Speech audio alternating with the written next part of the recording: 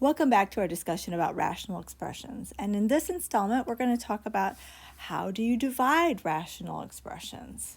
So, you may or may not remember that when you are dividing fractions, which rational expressions are no more than fractions with algebraic expressions in them, then what we do is we take the first fraction and we leave it alone, w over x. We take the operator in the middle and we change that to multiplication from division.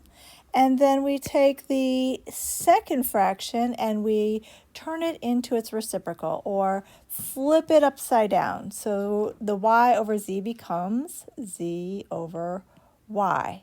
And then we just use straight multiplication. And so we end up with a result of wz divided by xy. Now, you would want to make sure there are no common factors in the numerator and denominator that you could divide out, but that's the process.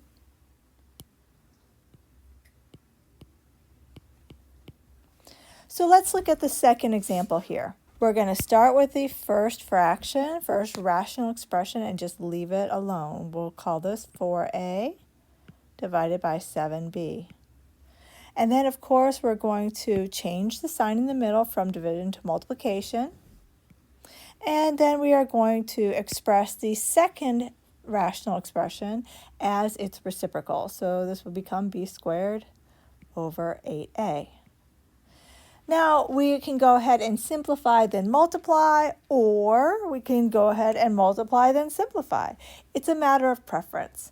I prefer simplifying before I get started because then I have less work to do at the end. So that's what I'm going to do. Let's see what we can simplify here. Notice I have a 4 and an 8. That's 4 divided by 8, otherwise known as 1 divided by 2. I also notice I have an a divided by a, so that divides out. And then I have a b squared divided by b. Now, b squared is the same as b times b, so one of those b's will cancel with this b down here. Now, there's very little left of this expression, but what I do see is 1 times b and 7 times 2. And that's all that I see, so that will be my final answer here. So 1 times b would be b. 7 times 2 is 14. And so our final answer here is b divided by 14.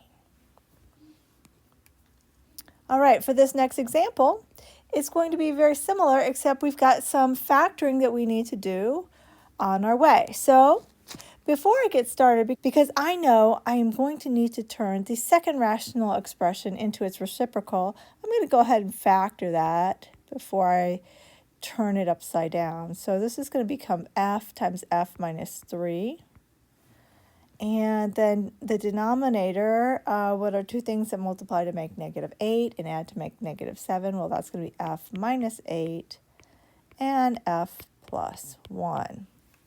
Actually, let's go ahead and factor it all, and then we can rewrite it on the right-hand side here. We know that this is going to be 5 times f minus 3. And we know that the denominator of that first rational expression will be f times f minus 8.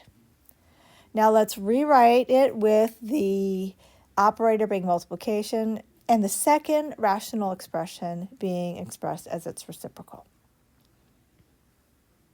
So we have in the numerator, from the first expression, we have 5 times f minus 3 times, from the second expression, we'll take this and put that in our numerator.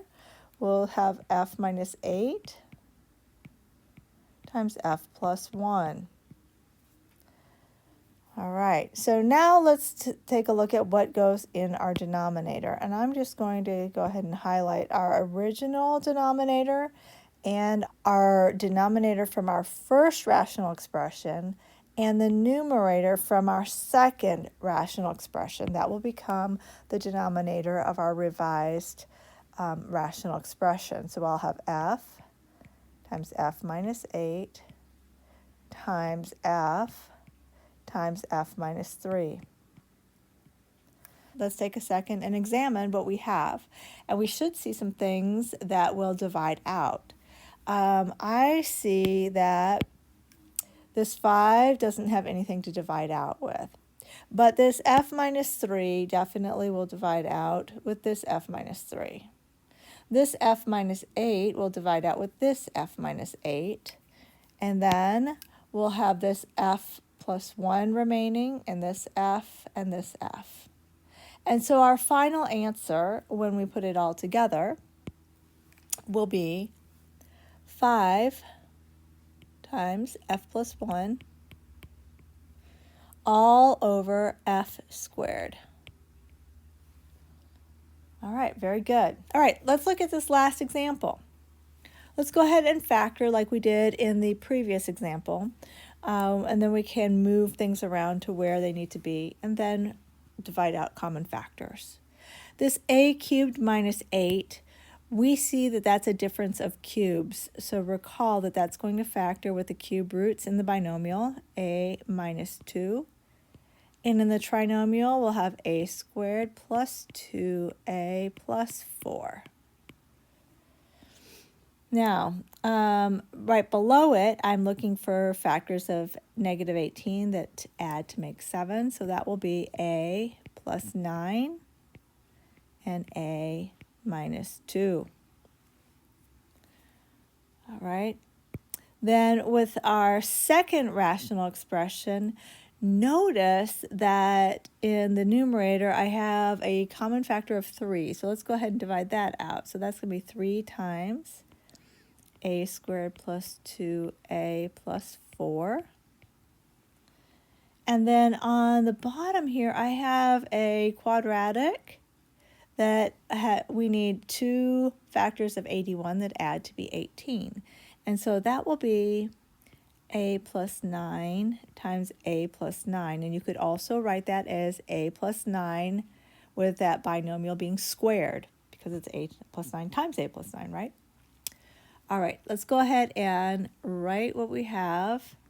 And we're going to make sure that we put the right things in the right spots. We are going to take the numerator from our first expression and the denominator of our second expression and put it in the numerator of our new rational expression. So we'll have a minus 2 times a squared plus 2a plus 4 times a plus 9 times a plus 9. Beautiful. Now let's do the same thing, except this time we'll take the denominator of our first rational expression, the numerator of our second rational expression, and that will be in the denominator of our new rational expression. So we'll have a plus 9, a minus 2 times 3 times a squared plus 2a plus 4. All right, now let's take a second and look for common factors that we can divide out. Notice that this a minus 2 divides with this a minus 2. This a squared plus 2a plus 4 divides with this a squared plus 2a plus 4. This a plus 9 divides with this a plus 9. And what's left is not very much. We have a plus 9 divided by 3. And that will be our final answer here. A plus 9 divided by 3. Excellent. We'll see you next time.